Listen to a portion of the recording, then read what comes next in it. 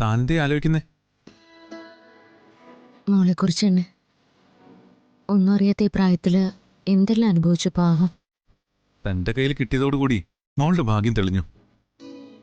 അത്രയും സ്നേഹിക്കുന്നൊരു അമ്മയല്ലേ അവക്ക് കിട്ടിയിരിക്കുന്നേ.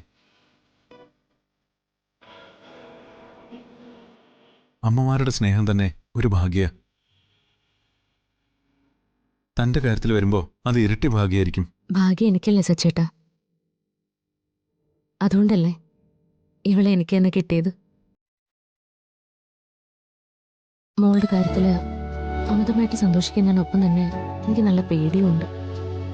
ഈ സന്തോഷം എന്നും കൂടെ ഉണ്ടാവണം. ഇത് നഷ്ടപ്പെടുത്തരുതെന്ന് എൻ്റെ പ്രാർത്ഥന. അതെങ്ങനെ നഷ്ടപ്പെടാനാ? ഇതുപോലെ നമ്മൾ അമിതമായി സന്തോഷിച്ച് നിൽക്കുമ്പോൾ ഒരു ദിവസം ശിവരാമേണ്ണ ഇങ്ങോട്ട് കയറി വന്നാൽ നമ്മൾ എന്ത് ചെയ്യും? മോളെ തിരിച്ചു വേണമെന്ന് ആവശ്യപ്പെട്ട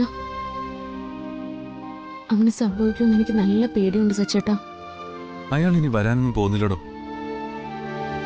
ഈ കുഞ്ഞിനെ വേണ്ടാത്തോണ്ടല്ലേ തെരുവിൽ ഉപേക്ഷിച്ചു പോയത്.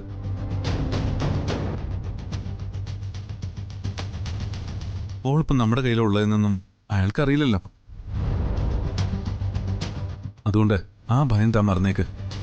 എന്നെങ്കിലും ഒരു ദിവസം ഈ നെല്ലിശ്ശേരി വീടിന്റെ ഗേറ്റ് തുറന്ന് ശിവരാമേട്ടൻ കയറി വരുന്നതും നമ്മുടെ കയ്യിൽ നിന്ന് മോളെ വാങ്ങിപ്പോവോ എന്നുള്ള ഭയവും എനിക്കുണ്ട്.